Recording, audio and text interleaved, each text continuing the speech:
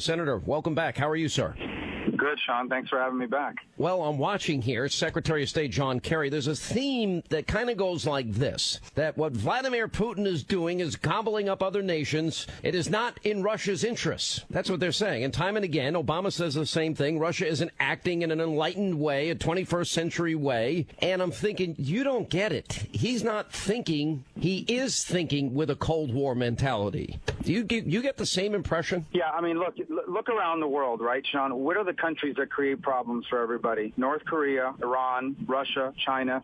Venezuela now. What do they all have in common? They are totalitarian, left-leaning governments. So that's the common theme. Totalitarian, mature democracies. I mean, Switzerland's not causing problems. Sweden's not causing problems. The UK, France. It's these totalitarian governments and these totalitarian countries. And that's what the Cold War was about. It was about a battle between democracy and freedom versus totalitarianism and communism. And while perhaps the ideological commitment to communism has waned a little bit in some of these places, not the commitment to totalitarianism. And that's what the core of this conflict in Ukraine, but also around the world, time and again. What do you think the reaction ought to be by the United States? Well, first of all, I mean, obviously, in times of crisis, I try to shy away from overly partisan language because it weakens our hand as a country.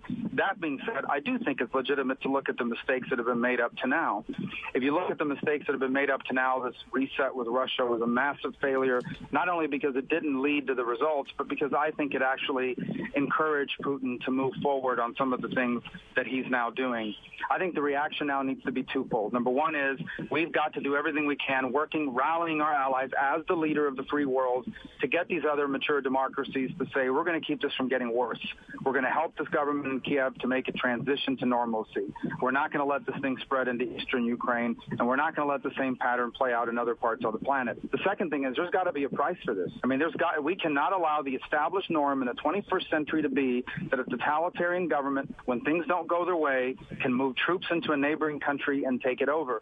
And that's why we have to isolate them. The president's right about that part, but we have to go beyond that. The leverage that Russia has on Europe is energy. And I think domestic U.S. energy production diminishes that leverage, and not just that Russia has, but that other totalitarian governments like Iran have as well. You see, I've been saying that this is the answer to all our problems. I mean, I keep going back to North Dakota. I don't want to sound like a broken record in Texas, but you could even be drilling off the coast of Florida and off the eastern coast, but we've got more natural gas, more coal, more fracking opportunities, more oil reserves than the entire Middle East combined. We've got more energy than everybody. And you can add to that the Keystone Pipeline, too. Yeah, if you look at it, so the U.S.'s economy is about $16 trillion, right? Europe and the European Union is $15 trillion. Russia is $2 trillion. They are not our economic peer. They're also not our conventional military peer. Their conventional military capabilities are significant, but they're not Soviet Union level. They do have nuclear weapons. That makes them very dangerous. What gives them power and leverage is that they supply natural gas and oil to all of Europe, and they can hold people hostage. And this is not something we can do from one day to the next, but one of the reasons why we need to expand our domestic energy capabilities and get all of these government impediments out of the way is to remove this sort of leverage that these petro-totalitarian states have. I think it's something we could do rather quickly. I mean, the people on the left, they always make the argument, oh, that's 5 or 10 years away. Not with the technology we have and with all of these private companies that are capable of extracting the energy for us. This is something I think we could do really fast, and one of the quick added benefits is going to be we're going to get all those people, the 47 million Americans on food stamps, they'll have job opportunities, career opportunities that they didn't have up to this point. And at the same time, we'll probably get more money into the federal government, less money going out, and that means we'll pay down our debt, and there's all sorts of advantages, including not being dependent on foreign oil on top of them. So the question is, why don't we do it? Well, all those are real advantages, and my point was we can't, like tomorrow morning, displace Russia, but I do think we have the capability to do it rather quickly. I think it's already happening, but what is standing in the way of it, for example, is federal lands that are completely off limits to additional exploration, permitting problems for pipelines, for example, because you've got to pipe this stuff to the source. The permitting process for that is very onerous, and in fact, they're doing it on purpose. I mean, they're certainly waging a war on coal, for example, a very valid energy resource. So I think we need to change our executive policies that are impediments to even more rapid transformation. And the reason why they're not doing it is pretty simple. I mean, this administration is beholden to left-of-center radical environmental groups that don't just want to slow down the production of these energies. They actually want to stop them from happening. I mean, you saw a protest yesterday in front of the White House just on the Keystone Pipeline alone. You know, Senator, when I talk to you, when I talk to Ted Cruz, when I talk to Rand Paul, Paul, Mike Lee, you're all brimming with great ideas, conservative solutions. When I talk to many of your colleagues, they don't seem to have the same sense of both urgency and vision that you guys have. And it leads me to where I think the base of the Republican Party is right now, is they're not particularly energized and excited about where the Republicans are taking them. And there's a feeling that there's an unwillingness in both the House and the Senate to really pick a fight with Obama, as recently evidenced by the debt ceiling debate. And there is some real anger among grassroots conservatives about this. I'm sure you're hearing it yourself. Yeah, so it's interesting. Just today, a poll came out that showed that the majority of Americans don't believe the Republican Party is in touch with people's everyday lives. Now, that's not because they think Republicans are too conservative. That's the mainstream media talking point. It's because we are not, the Republican brand is not, it seems oftentimes to just be arguing a different way of being more Democrat, and more government related, as opposed to innovative ideas that return us to the principles of free enterprise and individual responsibility and individual liberty, the kinds of things that people understand as a way to make their lives better. So the way for us to become more relevant, and that's why you see this energy to be about these reform ideas, is because we recognize the challenges people face, and their answers lie in our principles. And our challenge is to take our time-tested principles, free enterprise and limited government, and apply them to 21st century challenges. And our frustration, especially mine, seems to be that we're not doing enough of that. We simply trying to figure out, how can we manage our existing government programs better. That's not enough. It seems to me, I put on my website what I'm calling Conservative Solutions 2014, and it starts with the penny plan. Now, you jumped on board pretty early with that plan as a means of that we could stop robbing from future generations, $17 trillion in debt, $90 trillion in unfunded liabilities. It makes sense to me. It's very explainable to people. You say, all right, we're going to cut 1 penny out of every dollar. We're going to pull our belt a little bit tighter. We're going to do it because we can't continue to run deficits and accumulate debt like this. Smart idea. Energy, you mentioned that on your own. We should be drilling on public lands, and we should be doing it yesterday, not today, tomorrow, every day.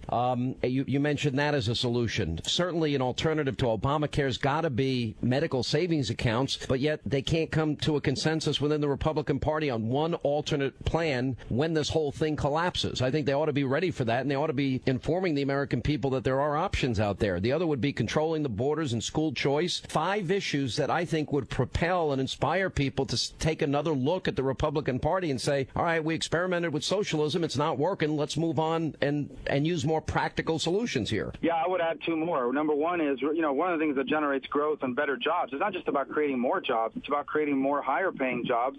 Well, that requires investment, people that have access to money to risk it. One of the reasons why they won't do that in the United States is because our combined state, federal, corporate taxes are the highest on the planet. So, and we have more competition than ever for that business. So that's one way we can lead as well. And then here's another. No one talks about this. Higher education is completely controlled by these universities that have a monopoly on it. And the Democrat solution is let's just pour more money into these universities as they exist today, in these centers of academia that do not allow any competition. We need more competition in higher education, different ways for people to acquire the skills they need for the 21st century, not simply continue to pour taxpayer money into the same 20th century model that's basically become an educational monopoly controlled by a handful of universities across the country. I think that's a great idea. I really do. Look, where are you in the political process? Because you're going to have to make a decision within the next year whether or not you're going to contemplate any run for the presidency. Is that in your wheelhouse thought process at all? Yeah, here's what I am. Sean, I know what I'm really troubled by is all this negative talk about America's future. If I look at all of the world today, and I ask people this, no matter how concerned you are about the direction we're headed, there isn't a country in the world I would rather be. Whether it's our natural resources, the rule of law, our people are strong and hardworking and innovative. I mean, there's no country in the world I would rather be. We have some challenges. We are never going to fix those challenges with broken, left-of-center, 20th century ideas. So what I have to figure out over the next few months is where is the best place for me to advocate on behalf of those principles? Is it to continue to serve in the Senate?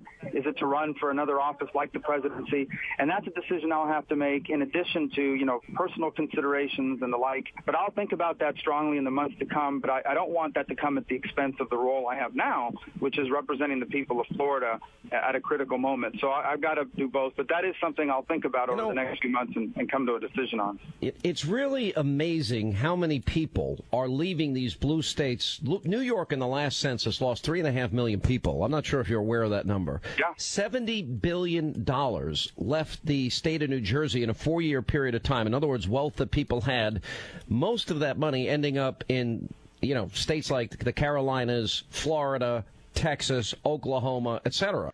People are moving from high-tax states. California's losing population. They're losing a lot of it to states like Nevada and Arizona and Texas. And it seems that people are getting it, but it seems like there's just this great divide philosophically in the country. And it makes me worry that we're ultimately going to be able to fix this whole thing, because I think there's been a dependency level that has been created that is almost an entire voting block for any national election. I mean, when you start out and to win, you've got to run the table. You've got to get North Carolina, Virginia, Florida, Ohio, and there's no margin of error because all of these other states are solidly blue. That is a really, really tough uphill battle for anybody, no? Well, a couple things. There's one household we're trying to move to permanently. It's the Hannity household. I know we're in competition with Texas, but we think we can put together a good package for you. All right, well, you have an advantage. I already have a place in Florida. Exactly. So that's what we're trying to get done here. But you're right. Extrapolate that to a global perspective, right? There are now multiple developed economies around the world who compete with us every single day to ensure that investment dollars are invested there instead of here. So that's happening on a global stage as people are investing in other countries because America, because of regulations and taxes, has become increasingly uncompetitive.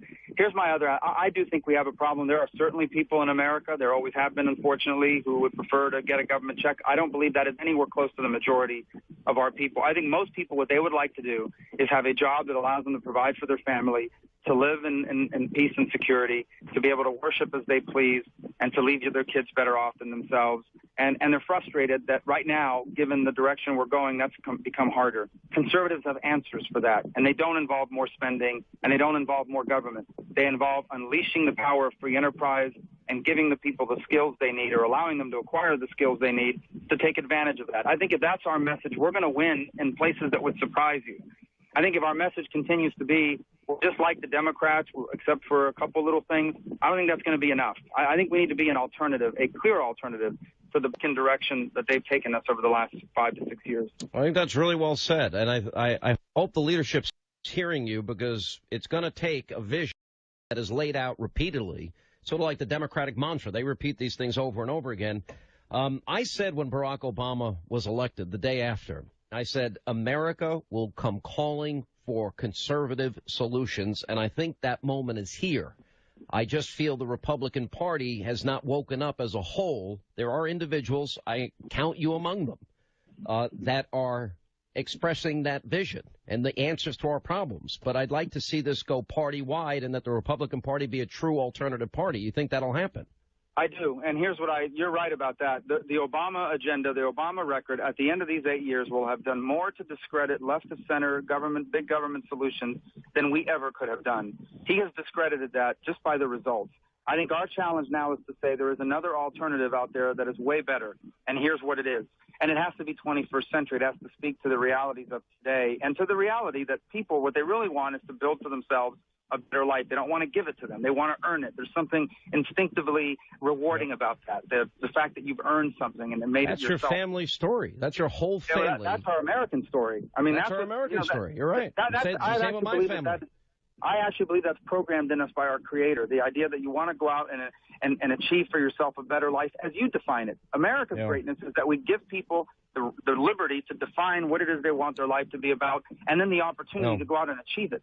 And we've got to get back to that. It's exciting that we could have that again, and I'll do anything I can do to help achieve that. I really will. So, Senator, I got to run, though, but I appreciate always you taking time to be on the show. Thank you very much. Thanks for having me on.